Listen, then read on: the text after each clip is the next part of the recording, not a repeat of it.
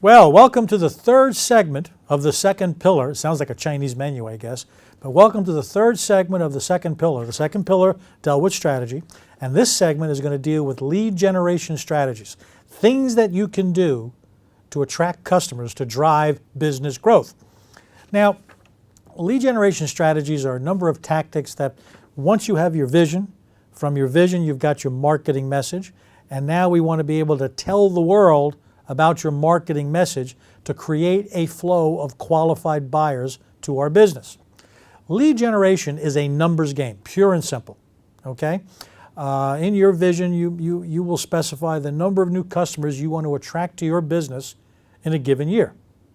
And let's, for example, use a 50% ratio, and let me walk you through it. Let's say that you want to attract 25 new customers to your business over the next 12 months. And in order to get 25 new customers, you will have to get in front of 50 qualified prospects that you can talk to about joining your customer base. So we'll use a 50% success rate. Now, in order to get in front of 50 qualified prospects, you will have to get in front of 100 leads, okay? And these are folks who maybe have expressed an interest in buying from you or an interest in the type of services you offer. Some are not as qualified as others, and your job is to sort through that 100 to get to the 50, which will lead to the 25 new customers. So now we have 100 qualified or somewhat qualified leads. To get to those 100, you're going to have to go through 200 people or 200 meetings of people, and some of those people will be people that maybe God should have forgotten. And they're going to be a classic waste of your time. But it's a numbers game, so if you start at 200 to get to your 25, that's just part of the game. That's why lead generation strategies are so critically important, because they're time consuming. Sometimes they can be overly expensive, but the ones we're going to talk about here really aren't that expensive to do, but they involve time and energy on your part and your ability to stick with it, to be persistent. And the most important thing in lead generation strategies is that no matter which ones you use, that you be consistent in how you use them. That if you're going to make 5 calls a day, you make 5 calls a day. You don't slough off. Oh, I'll do that next week. You've got to be consistent in how you handle the implementation and execution of these strategies. So with that as background, let's get into some of these strategies. Now, I will also say I'm going to go over the 10 most favorite ones that I have seen in my experiences, not only in my own business, but in working with clients. Now, you don't have to have all 10 working, but you should have at least a minimum of 5 working at the same time. So in case one drops off and dries up for a bit, you still have 4 others working in your favor.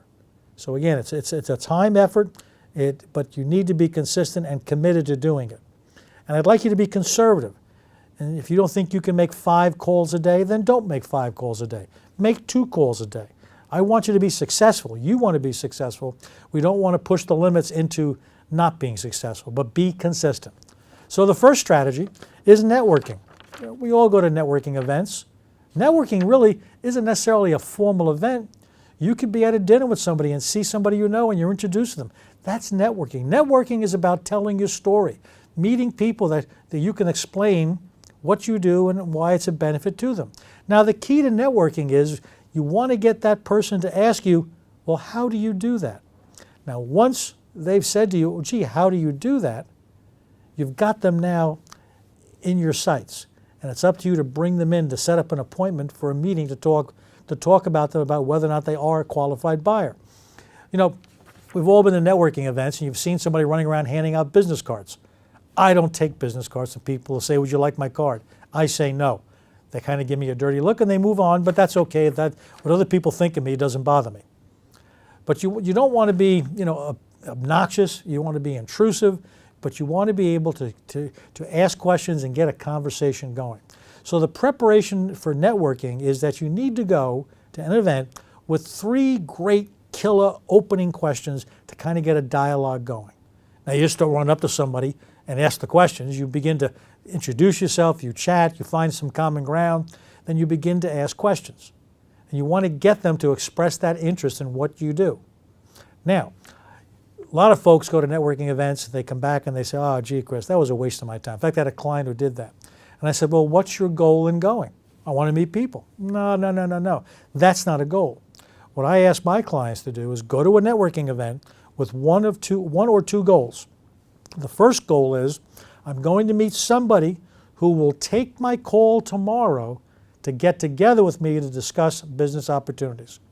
Or I want to meet somebody who will take my call tomorrow to see if we can set up a relationship, a center of influence relationship, where we can refer business back and forth to each other because we're not competitors, but we work in front of the same types of prospective clients. Now, a third goal could be the food, if you like the food. You've seen those people who go to networking events who stand by the kitchen door so that when the piggies in a blanket come out, they can grab them while they're hot. But be clear on what your goals are. And if you're going just for social activity, fine, but be honest with yourself. So networking. Next is consistent client contact, or what I call wallet share. Your clients that have already bought from you have other opportunities to use you. They don't know it yet. You need to explain it to them. Now, if you're good at what you do, and I'm sure you are, you need to know a lot about your client and their businesses so that you can suggest other ways that you can help them, other ways that you can add value to their business. So you might pick up the phone and say, hey, Chris, I've been thinking about your project on blank, blank, blank. You know what? I think I've got a solution that you ought to consider. I'd like to give you a proposal to consider to undertake that activity. Now, what's wrong with that? The worst could happen is say, well, gee, no, I'm not interested right now. But you've planted the seed. Your clients are going to be spending money elsewhere, and they need to understand that you have their best interests at hand. So again, wallet share is a key lead generation strategy for new business. Third is what I said before, centers of influence. People who are in front of your prospective buyer. You're not competitors, but they have enough confidence in you that they don't mind referring you to one of their clients. I've probably gotten 50% of my clients from centers of influence. To give you an example, a small business banker is a center of influence for me. An employment attorney or a general business attorney is a center of influence for me. I've been introduced to clients from attorneys when their client comes to them with a operational type problem that I can help solve involving leadership or business development. A property casualty insurance agent could be a center of influence for me. So find those centers of influence. Now, developing those relationships takes time. You want to have several in place, and you want to have someone who shares the same attitude and philosophy and values you have, so that there's a fit, if you will. If you have a person or a center of influence who has clients who don't pay him on time, you don't want those referrals because they're not going to pay you on time either. So be selective in who you're willing to trust to work closely with. Next is referrals. I'll venture a guess that there isn't a business out there that shouldn't be 100% client referral based in terms of where they get new clients. Now that's a pretty audacious goal, but what's wrong with shooting towards that? Your clients want to give you referrals. They truly do, but they're not thinking about it all the time. As I said earlier, they only have 7 inches between their ears. You've got to periodically remind them. One of the things I've done for clients is they create a one-page, one side of a sheet of paper, describing the type of clients they're looking to work with, the types of problems that they solve, and the results their clients achieve from working with them. And they give that to their centers of influence. It's a piece of paper, okay? Well, Chris, you're going to give them a piece of paper? Yes, because when you hand a piece of paper to somebody, they have to do something with it. They might throw it away, but they'll remember it. It's tangible proof of what you do. You have to educate your clients on how to refer to you. And one of the things that I suggest clients to do is that when you bring on a new client, you say to them, now, Chris, part of my job here is to provide you the value that you need to grow your business. And I'm going to work real hard at that. And at some point in time, I'm going to earn the right to come to you and say, Chris, who do you know that you could refer to me that I could provide the same value to you? You plant that seed at the very beginning of the relationship so the client knows that you're working also for referrals. Think about it, how valuable that could be. And then periodically you remind them. In most cases, someone will say, you know what, I have somebody right now I think you should probably talk to. And then you ask the next question, would you mind giving them a call, describing them or describing me to them, and arranging for me to give them a call to follow up on your conversation with them. That's now a warm lead. So think about it. You can control referrals. I once had a person say, I don't want my clients to think I'm being greedy. Well, you're in business, they're in business. Growing a business isn't about being greedy. And if you think it is, maybe you're in the wrong place. So think about referrals. Set goals that every month you want to have 6 or 8 referral discussions that will lead to 2 or 3 referral interviews. Next is past clients. If you left them on a good relationship, the assignment has ended or whatever, they don't go away. They know of other people. Plus, if you periodically reach out and just say, how are you doing, they might have some work for you to handle. So don't underestimate the value of past clients. Just because they're not actively working with you, it doesn't mean they won't have a need for your services in the future, or that they may know somebody who might be interested in working with you. You know, you may have had this happen to you. It's happened to me. How many times have you had a client, past or present, say to you, gee, I didn't know you did that? And what you want to do, if it's a phone conversation, is try to reach through the phone and grab them by the throat. Or if you're right in front of them, throw them to the ground. But whose fault is that really? It's your fault. You have the responsibility to constantly remind your clients of what you do and the value that you provide. So if someone says to you, I didn't know you did that, go look in the mirror. You're going to find the problem there, and you're also going to find the solution in how you interact and how you provide your clients with necessary data and information for them to make the best decisions involving them. So now the next one is to be seen as an expert. Someone who, you know, if you really want to know about how to grow your business, you need to go talk to Chris. Well, why do you say that? Oh, Chris puts out this dynamic Monday morning wake-up call. I've seen his videos. I've seen his blog. How are you projecting yourself as being an expert, a thought leader? Thought leaders generally stand with their arms folded like this, so you want to look like one to begin with. But your content is what drives people to you. How do you attract people to you from your content? That you're seen as the expert. I have a reminder on my screen on my computer at home that just flashes across. It's my screensaver. It says, be the coach. That is my constant reminder that I am there to be the coach. I am there to provide constructive feedback to whomever that I choose to work with. So how are you being seen as the expert? Think about it. It's not that hard to do. It just requires consistent action. Next, one of my favorites is speaking. If your business lends itself to it, you should be out speaking. You should have a goal that you want to be speaking in front of an audience 1, 2, 3 times a quarter, at a minimum once a quarter, more frequently if you can. And why is that? You know, lead generation is you're looking for prospects and buyers one at a time. If you get the opportunity to speak someplace, now you've got a whole bunch of possible buyers in front of you. So it's more efficient. Whether you get paid for it or not, your local chamber is a great place to go speak. A trade association. If you have expert information to share or techniques, then get out in front of people and tell them. And I can tell you from my own experience, every time that I've given a talk, at a minimum I get 1 to 2 to 3 people who walk up to me at the end of that talk and say, Chris, I'd like to get together with you and just explore the possibilities of working with you. Takes care of my lead generation in one fell swoop. And I only need 1 client. If I have to pay for my own event, which I've done on occasion, I only need 1 client's fee for 1 month to cover my expense for that one strategy. So think about speaking if your business lends itself to it. Next is something I've done with some clients called a try me.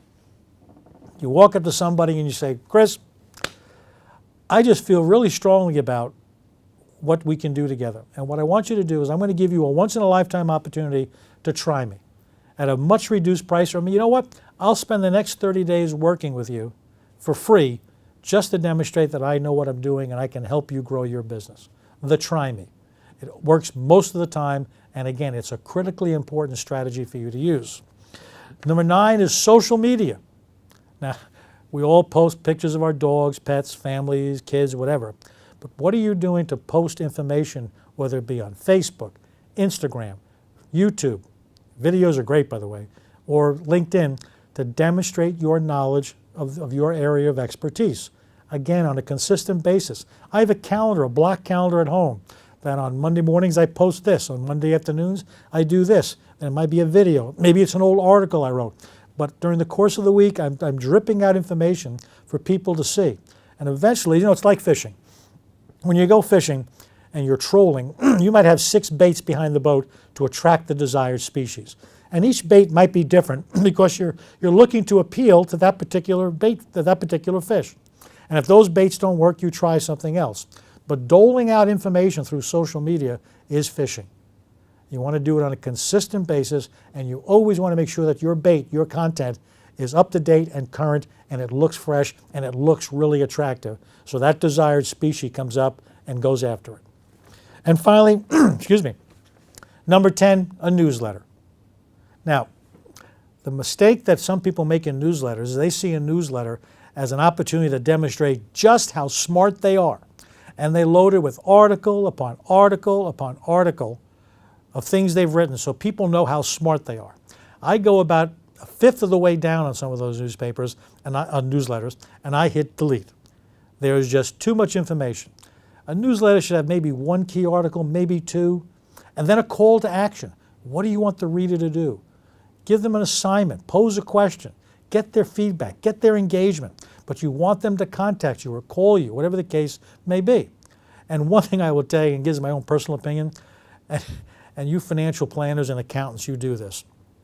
You subscribe to these newsletters that all they do is put your name and logo on it, and it's standard articles for everybody.